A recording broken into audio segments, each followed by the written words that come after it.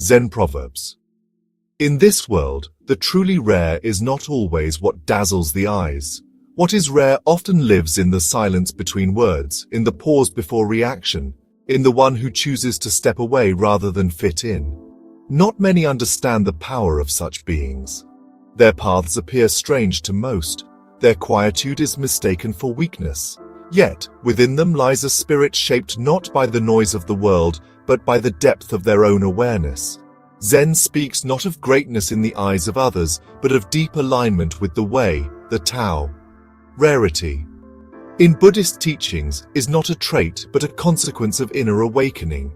It is what happens when someone sees through illusion, when compassion is more valuable than praise, and peace is more important than presence in the crowd.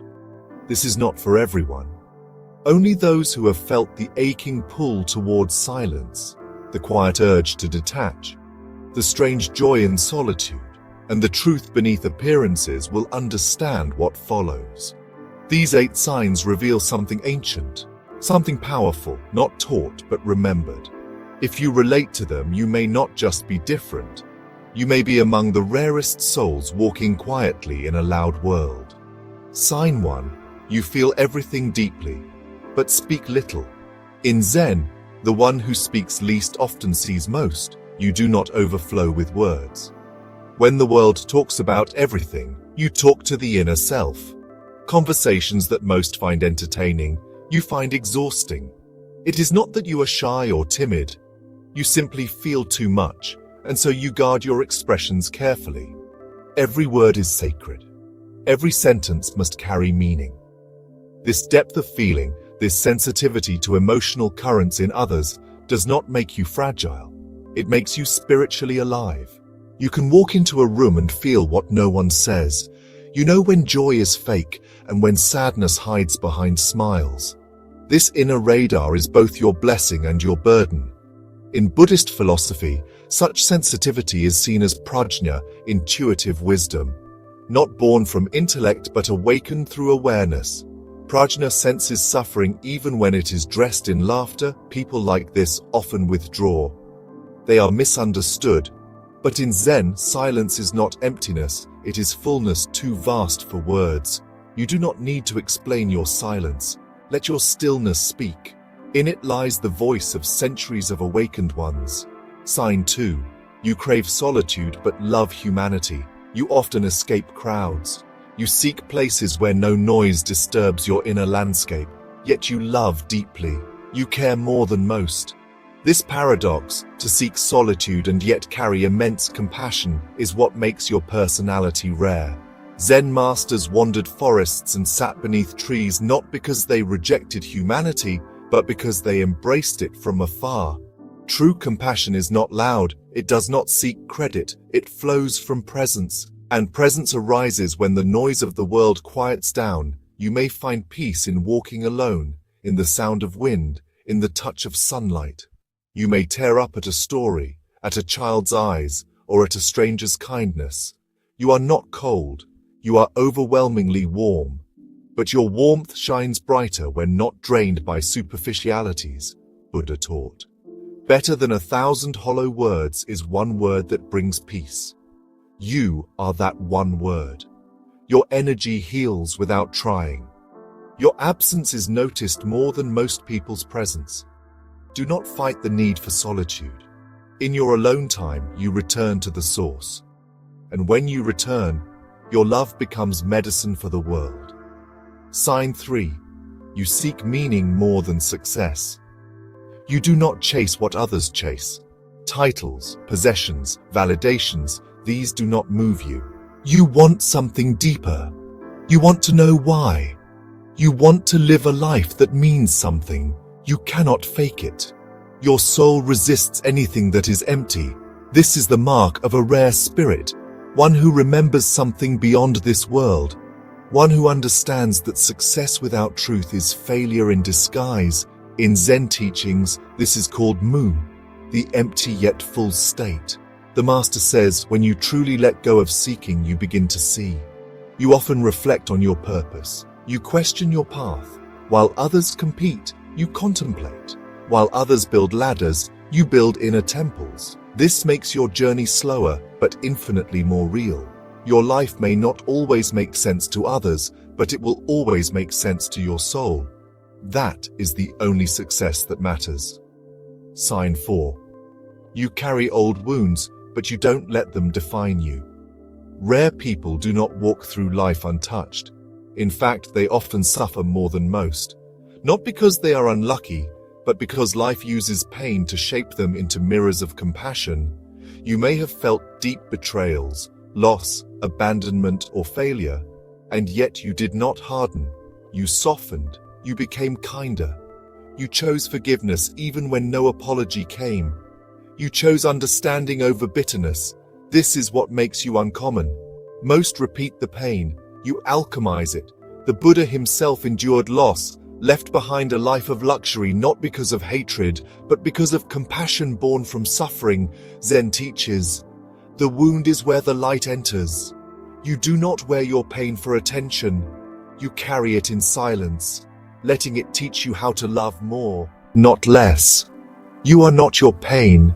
You are what rose from it, the lotus that blooms in the muddy water, untouched by it. Sign 5. You intuitively understand what cannot be explained. Many things cannot be seen, only felt. You sense energies, intentions, undercurrents. You know when something is off, even if it looks perfect. You feel when someone lies, even when they smile.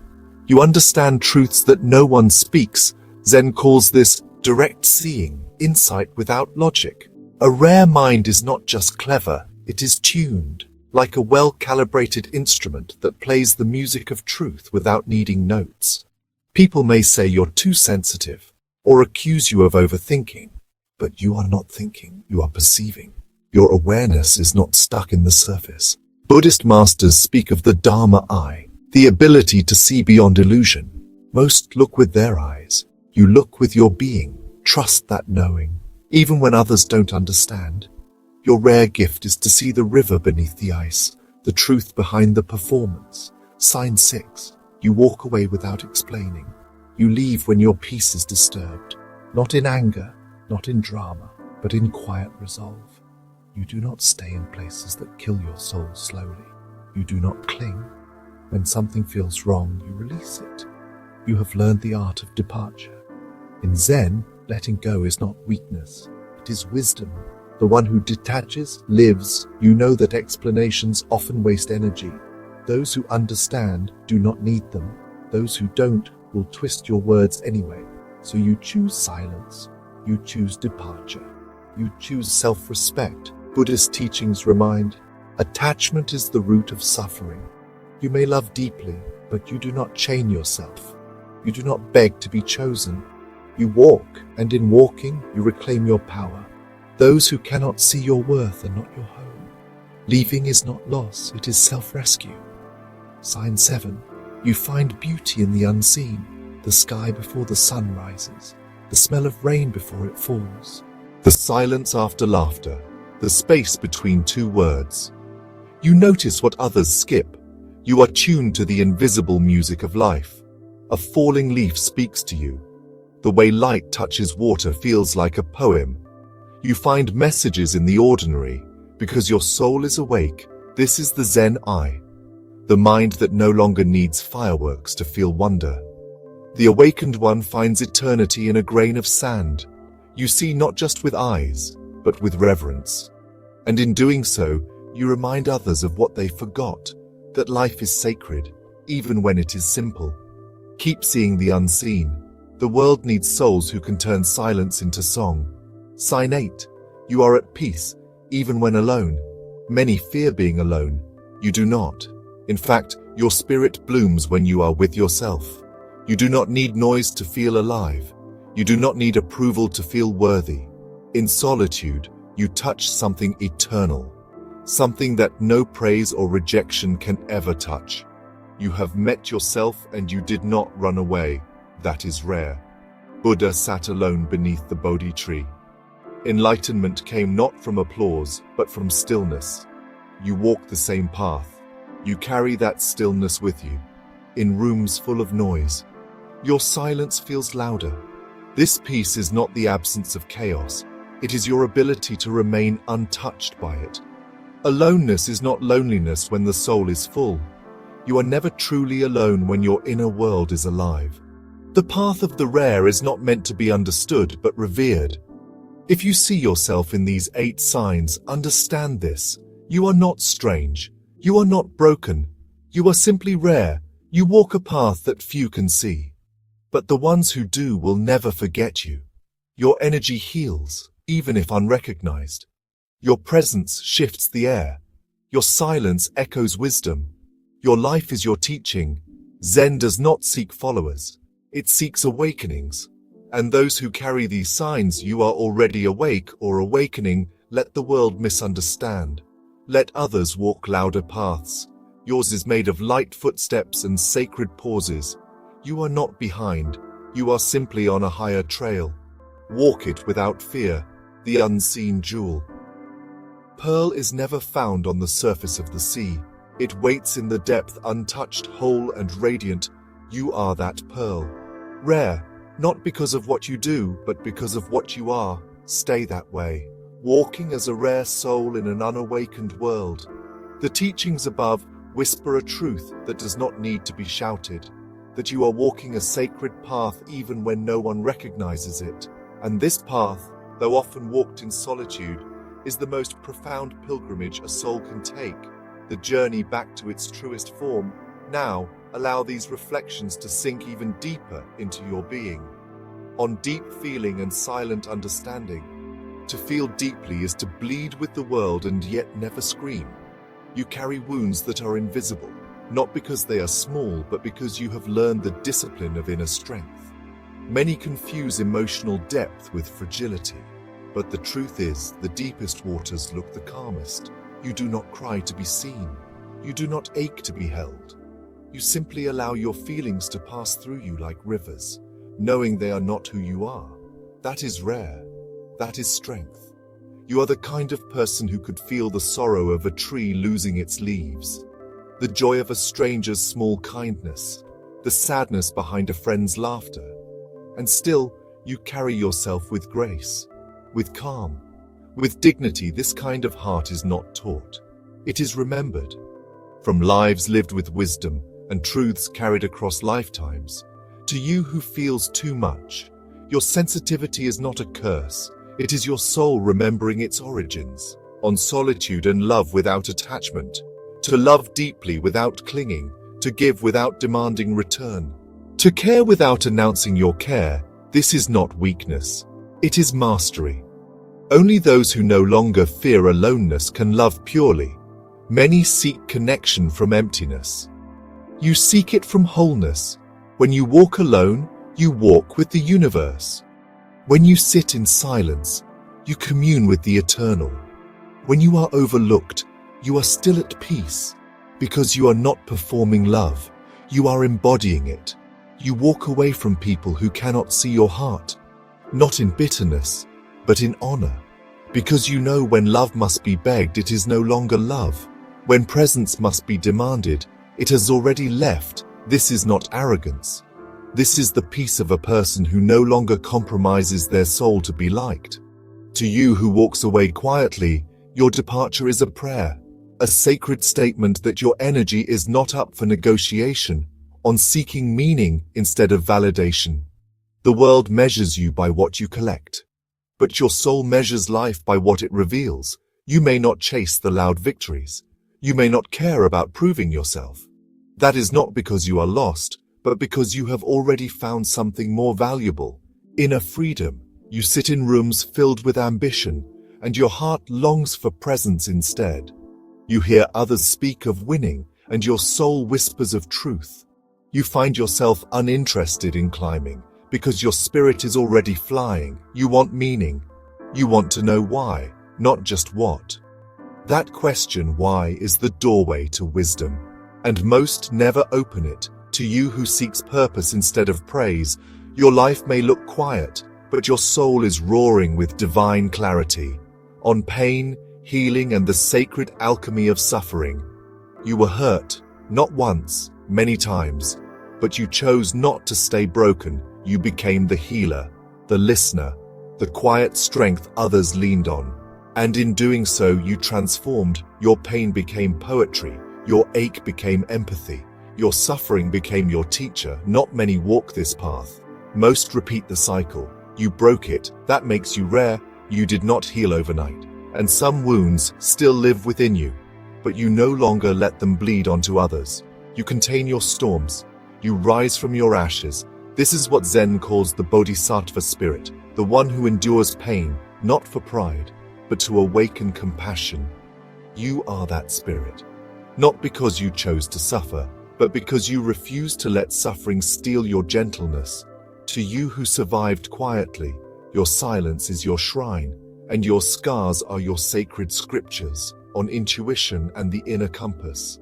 You do not always need proof.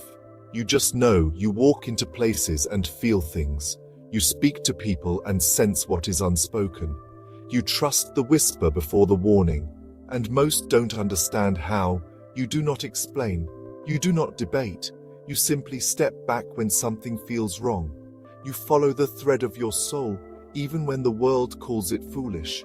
This intuition is not fantasy. It is wisdom, ancient, sacred, and precise. Zen teaches that the mind can lie, but the spirit never does. You have trusted your spirit more than logic. You have left people even when they gave no reason to go, but your soul felt unsafe. You have stayed silent, even when you had the words, because your heart told you not to speak. That kind of trust in the unseen is not common. To you who listens inwardly, your compass is not broken. It is simply tuned to a frequency most cannot hear. On walking away and the power of unexplained departures, you do not burn bridges. You simply walk across them and keep walking. You do not scream your worth. You do not demand closure. You let silence speak. That silence, it speaks volumes.